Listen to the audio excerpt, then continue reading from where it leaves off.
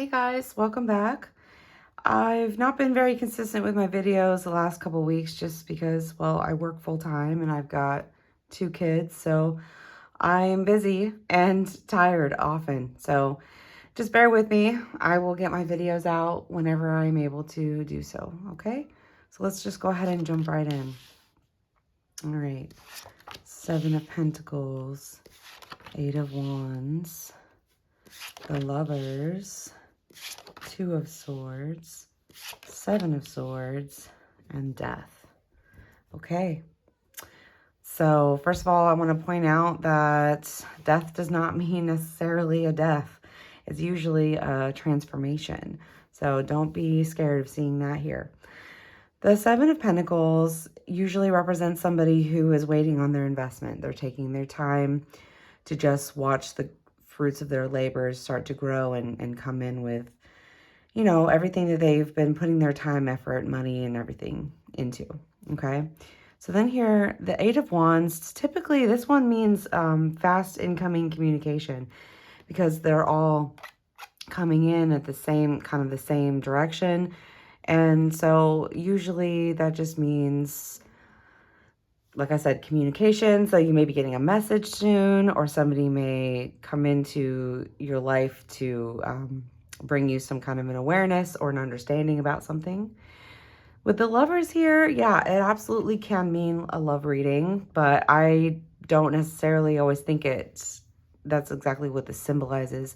To me, the Lovers is a lot of times is the union of yourself, really, your inner, higher self coming into union with your human nature.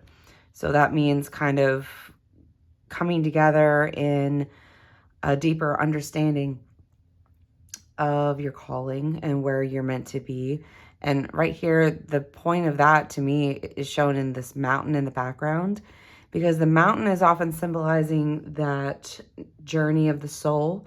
And, the journey of the soul is a long, often arduous path to take, but it's necessary for growth. So that's, to me, that's the main point of the Lovers card. We'll see what other cards come out when we clarify with the other deck. But at this point, I really don't feel like this is necessarily a love reading. So next we have the 2 of Swords. The 2 of Swords is about making a decision. The person here is blindfolded, and so they're kind of not sure which way to go. It's interesting with having the moon here in the background, this crescent moon. It's kind of like you're beginning to see the path unfolding before you. And the 2 decisions here, you're kind of waiting. You're almost in limbo, waiting to see what your path will open up before you. Maybe this path here. Maybe this has to do with your spiritual path. This could be definitely what you've been investing in and what you're going to hear from your spirit. Possibly this may be communication from your spirit, from your higher self. So that may be what this is tied into with your decision. With the 7 of Swords here, so we have 2 7s. 7 of Swords is often seen as this person who is like sneaking away from this camp, maybe stealing something. So sometimes this is about deception, or maybe somebody being withholding something, or you're just not sure of their ulterior motives or intentions. But with these 2 swords here, and also pointing out how there's 2 here, and these 2 are solid, sticking into the ground. They're not being taken off with them. So maybe this is actually a gift. Somebody is going to be coming in and taking away things from you that you don't need anymore, that no longer align with your true self and where you're actually meant to be headed with your path, where you're going to be heading this way to the top of the mountain. So the burden here is actually being taken away. So this is a blessing in disguise often. And with death, the transformation, this is a huge part of your journey. Everyone needs to be able to understand where they need to transform aspects in their lives. Sometimes this can be seen as very negative, but in my opinion, it's kind of like the calm before the storm almost, in a way, because you understand that change is necessary, you know, and you may be resistant to it, but it's going to come whether or not you like it. Now, this is different than a tower moment. Often the tower is kind of a quick, sudden change. The death card usually represents a more gradual transformation. Just like walking up the mountain, you're not going to do it in a day. So this is a process. And sometimes it's a long process. Sometimes it can take your entire life before you actually feel like you've achieved anything in your goals. But always listening to your higher self, that communication from your higher self, and allowing the things to fall away that no longer serve you. And that's probably that choice that's, you know, before you right now. And everything that you've been spending that time investing in ultimately leads to this transformation, to that growth with the mountain. Okay, so I did the unboxing video of this deck last week, and so I am excited to use it. Okay. Ooh, I was just talking about the tower. Okay, we have the title card, King of Pentacles, Two of Cups, right over the Two of Swords, the Hierophant, and the Page of Wands. Okay, so the tower, I was just talking about how death is not like the tower, and that the tower is a very sudden change, sudden shift. So now that that has presented itself in the reading, I do think that what you're going to see here with the investment is going to be coming in quick, you know, coming in hot, the fire here. So this sudden change is going to be the fruition of everything that you've been investing in. You're going to start to see, and things may crumble. That's what the tower does, is it crumbles things that are built on a foundation that is not going to be steady and long lasting. So I think that that is going to end up becoming an opportunity for you. It may not be comfortable when it happens, but it will turn out to be probably the best case scenario. All right, so with the title card, I don't have a lot of the title cards in my decks, but some of them are really nice and I think they are significant. So I like to keep them in here sometimes. So the Eight of Wands is the communication, and the title card to me is symbolizing this letting go. This person has just surrendered to the whole process, the above and below, knowing that whatever they're doing is for their greater good. They trust. This is a very trusting person. Look, they even have a blindfold on. So blindfold is very symbolic in this reading today. And with the Eight of Wands here, that communication is you opening yourself up to that communication. See, all these little sparkles here is kind of like you're welcoming, you're opening up, blossoming into the awareness of finding out what your communication from your higher self is bringing. So I love this is here. It's really beautiful too. The artwork on this deck is so pretty. So with the Knight of Pentacles and the Lovers, the Knight of Pentacles, so the Knights are movement usually, and the Knight is, in the Pentacles specifically, is about kind of, they're not so fast moving. They're almost waiting on their investment. So, or even looking to see where would be the best place to invest in their life. And with this being here with the Lovers, what I'm getting from this is you are waiting to see what's going to unfold.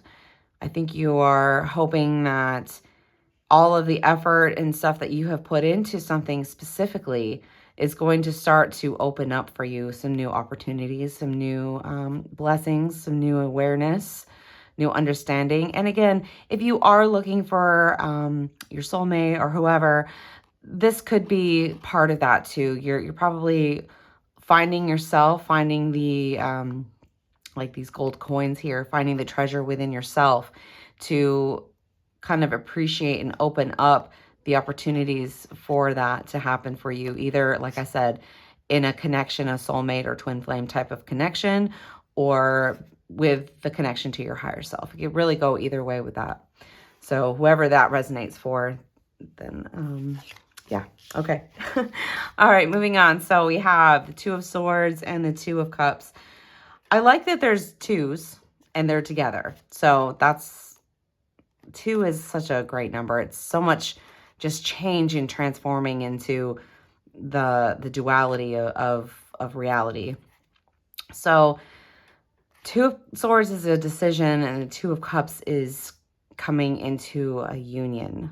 Often this is seen as a love like a marriage almost kind of card, or that the act of setting the, I don't know, the vow or the promise to come into a union with yourself, your higher self, or with a marriage, you know, because that is, it has presented itself already as a possible interpretation of these cards. So yeah, it does look good. If somebody is looking for their person, there is definitely an opportunity of finding that decision, making the decision that actually goes along with what your soul's path is, will probably be bringing you into that connection that you're looking for. If that's what you're reading, if that's what you're hoping for out of this reading, that is definitely what resonates for me.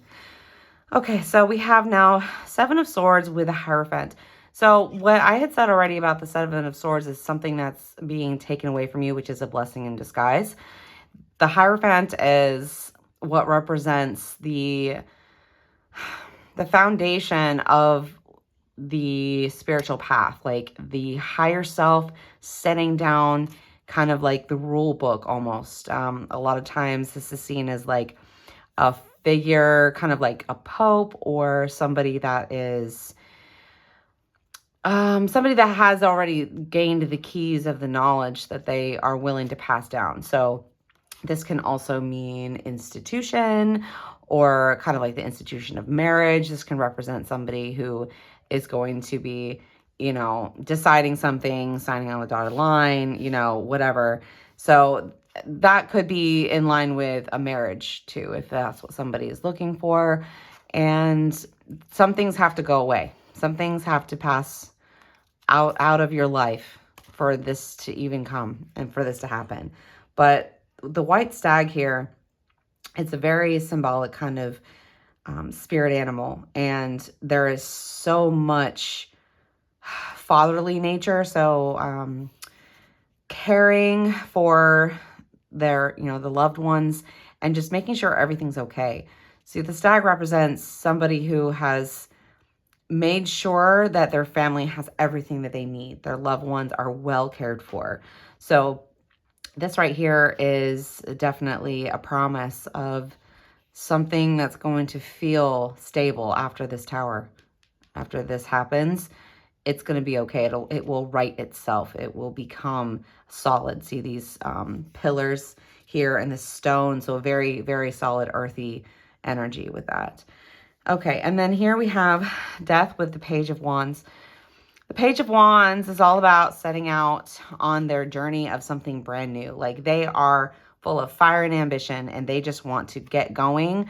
They know that they don't know very much yet of what they want to do, possibly. They just are full of that ambition to just get moving and transform and change their life and grow and learn as they go. This the pages often represent the Fool, kind of like a mini Fool. So in this aspect of the Fool card, the Wands is all fire, passion, ambition, and just going after what they want. So more looking at the, what is this, a cooking like cauldron or whatever, and I don't know if the pig is the page, and looking to see what they're going to be creating. Maybe they are not conjuring, like a potion or something. So they're kind of pouring energy into something to hope to manifest and create a new pathway for themselves. So death is that transformation and coming into the new pathway. So I really like how that goes together. It's really interesting. The artwork on here has its own kind of story. So I'm still kind of processing what the pig means with that, but I think it's really cute, and it definitely tells me that there is a method to the madness because, you know, spells, potions, and even recipes all have, you know, their set ingredients. And so there has to be something that comes out of this process. This is going to be a transformational process for sure.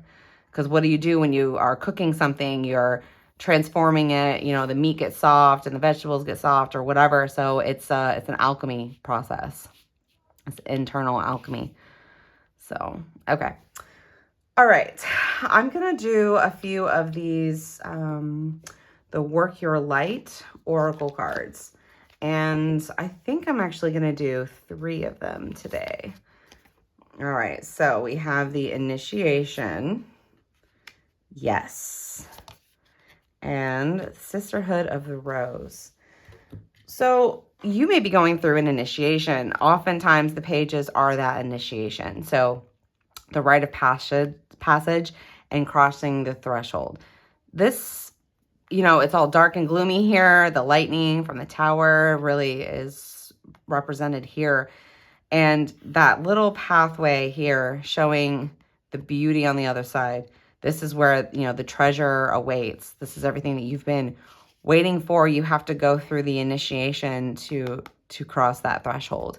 So your spirit probably has you right now with the spirit, the union here with your higher self and that communication too, coming in with that, the 8 of Wands.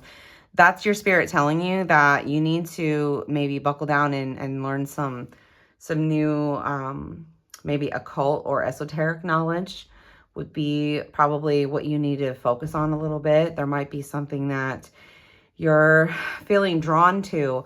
Well, go into that. Figure out what your spirit's trying to show you in that.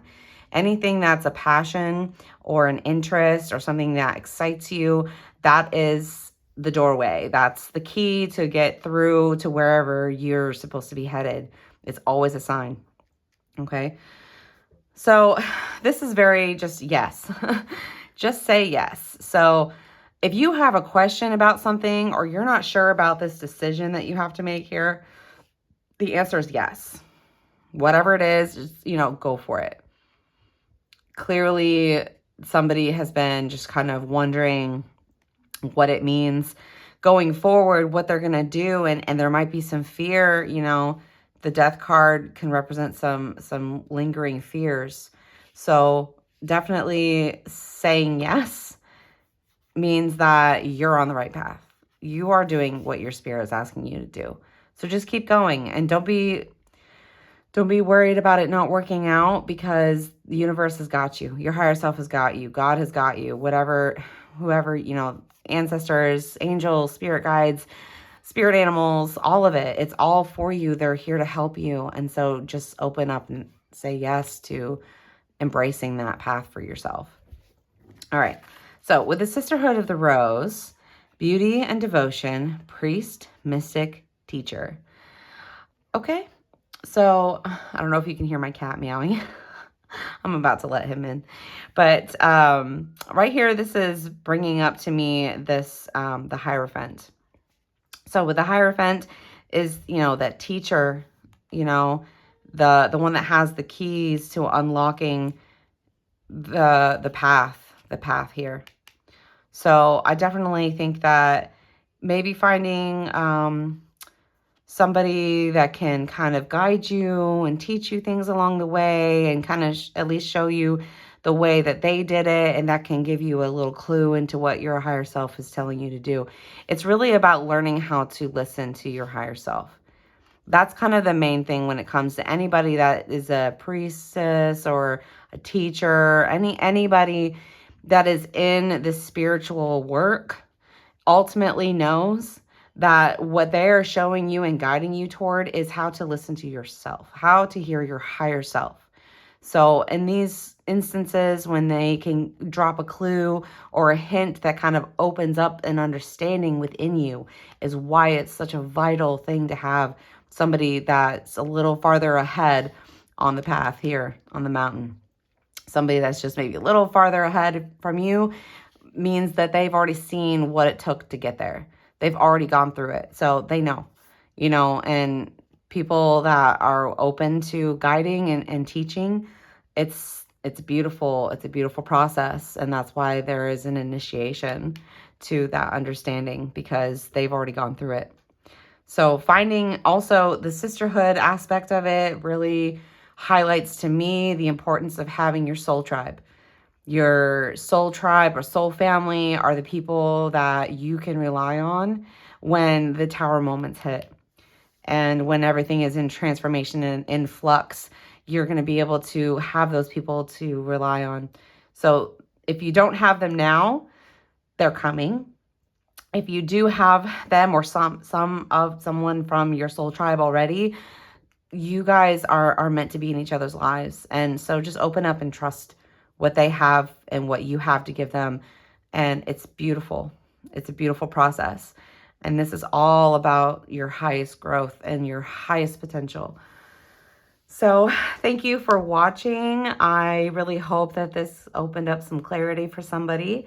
And I think I'm done just rambling on. So thank you. And just don't forget to like, share, subscribe, and all that fun stuff. Okay? Thanks. Bye.